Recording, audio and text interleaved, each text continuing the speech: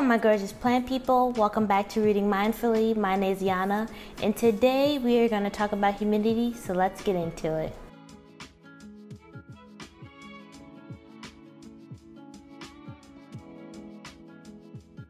Hey guys, like I said, today we are talking about humidity because I get a ton of questions about humidity in my home, if I try to bump up the humidity, if I use humidifiers, and I just wanted to make this video because I feel like in the plant community, a lot of people just really overrate the importance of humidity. And so I believe, yes, humidity is important. Humidity allows your plants to stay moisturized. It allows them to stay lubricated so they can unfurl leaves and things like that. They do grow, a little bit easier with higher humidity. But I just, in my opinion, just after having plants for a long time, putting plants outside, I just feel like humidity is not the end all be all. And so as far as plant growth, what I would say is the most important is lighting, because you just want to make sure your plants are being able to get the correct amount of energy so that way they can produce leaves and blooms if they do that. And then the next thing would be to have your watering down, because then when you have your watering down, your plants stay moisturized, they're not as stressed, so then you have less pest issues such as spider mites. And then as far as staying moisturized, then they're able to hold on to more leaves, especially if you have alocasias, because what I learned over time is that humidity loving plants such as prayer plants, alocasias, ferns, calatheas, they really did well once I kept them moisturized. And that's why I am able to have so many ferns in my collection, so many calatheas in my collection, is because I really try to make sure that I'm keeping my plants moisturized. And so what I mean by moisturized is when I use my moisture meter, I stick my moisture meter in the soil, and if that moisture meter is reading a 3 or even a 4, I go ahead and water my plants. I do not wait until they dry out completely. I do not wait until the moisture meter reads a 0 or a 1 or anything like that. I will water them once I see that they are at a 3. And that's when I found that they do the best. My ferns grow really well. I don't have as much crisping. This is my maidenhair fern. I found that my prayer plants grow a lot faster, and they just keep unfurling and unfurling leaves. I'm not having as many spider mite issues. And as far as my alocasias, I'm able to finally have more leaves being on my alocasias. This is my black velvet, and as you can see, I have 4 leaves, and I find that most people think that alocasias can only hold 3 leaves, but it's actually not true. If you give them enough light and you provide them with enough moisture, they will be able to hold on to more leaves. And as you can see, this one is actually blooming as well. And so I've never had an alocasia that has bloomed, but my black velvet and my fried egg are actually blooming right now, which is so crazy. But like I said, I feel like that is all due to the moisture, because at first I was letting these plants dry out. I was letting them dry out to about a 1 or a 2, and I noticed I wasn't having great results. My ferns weren't doing as well. My alocasias kept dropping leaves. I was only able to have about 2 or 3 leaves at a time. And so once I really focused on moisture, that's when my plants started taking off. And so as far as humidity, you guys can see that my humidity is hovering around the high 60s to low 70s, sometimes even high 70s. But once my humidity goes above about 70%, that's when I start opening my windows and my doors, because I'm trying to really keep my humidity around 60%. And so if you watch my Instagram stories, you can see that I'm talking about my humidity from time to time and opening my windows and my doors, because I really do not want my humidity to be too high. And so as far as humidity, even scientists and people in the plant community would describe low humidity as anything below 30%.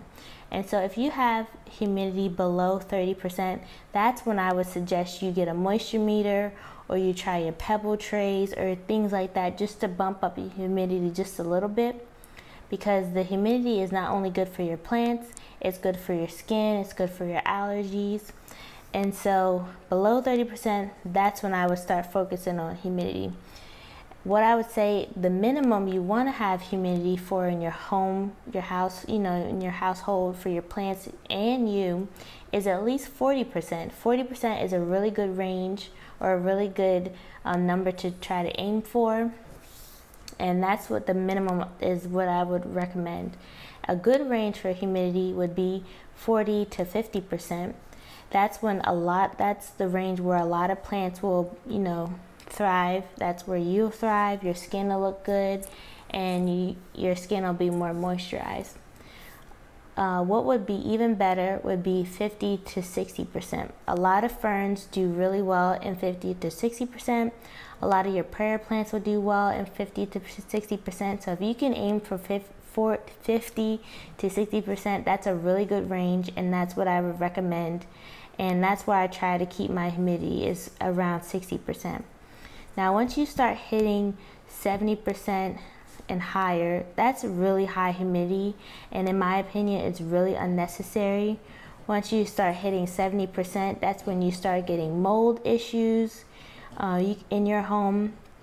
And just because you don't see the mold doesn't mean it's not developing.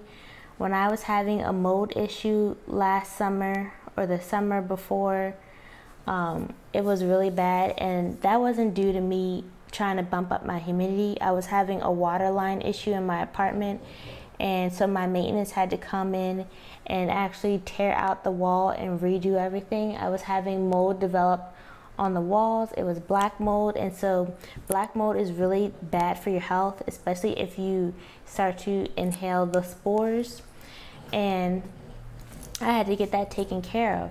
But not only was I having a mold issue, my humidity in my home was so high that my wood was swelling. And if you guys watch my houseplant tour, you guys know I have a lot of wood in my home. My tables are wood, my stools are wood, my cabinets are wood. And so all the wood was swelling in my home, and it was to the point of where it was like messing up some of my furniture pieces, and my cabinets and my doors were swelling. And so when I went to go open and close my cabinets, I wasn't able to do that because the wood was swelling. And so it really does mess up your furniture in your home when you try to bump up the humidity in your home too high, and too high is above 70%.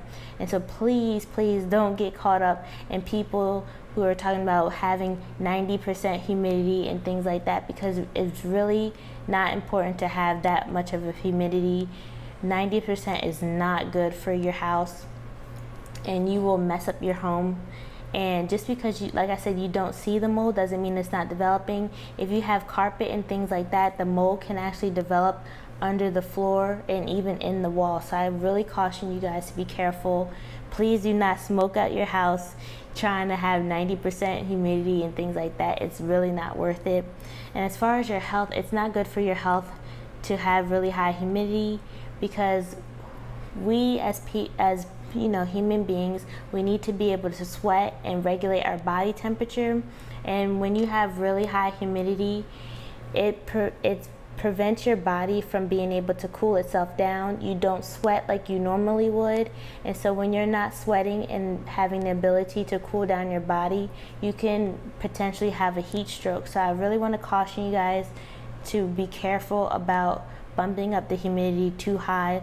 Like I said, it's not good for your health, it's not good for your house, and while maybe your plants will do better in higher humidity, there is also a point of diminishing returns.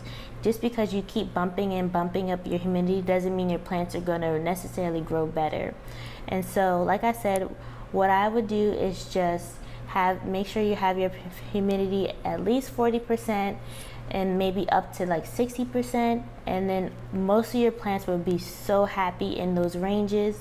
And just make sure you have enough lighting for your plants, like I said, so they can get that energy and be able to produce leaves and blooms if your plants bloom. And focus on moisture. When I bumped up my moisture, that's when I noticed my plants did the best. Not necessarily humidity, because my plants grew well even when I was at my mom's house, and my humidity was trash then. I had to run my humidifier all the time back at my mom's house, but my plants still grew really well.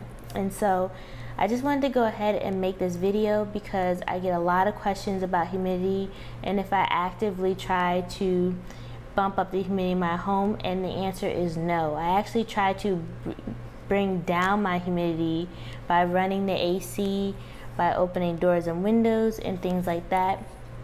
And so I just wanted to make this video so I could put that out there and, you know, have any questions or concerns answered. And so in the comments section, please put down, you know, what your humidity is in your home, and if your plants are thriving or like that humidity range, or if you're working to, you know, change your humidity. I'm very curious. And as always, I just want to thank you guys so much for watching my videos, liking and subscribing and commenting. I really appreciate it, and I will see you in the next one. Oh, also let me know if you guys like this angle of my videos. I'm trying something new just to get a different angle. And if you can see, I also do have my plants back inside. I will also make an update video on that. Mother Nature has not been kind. But yeah, I will see you guys in the next one. Bye.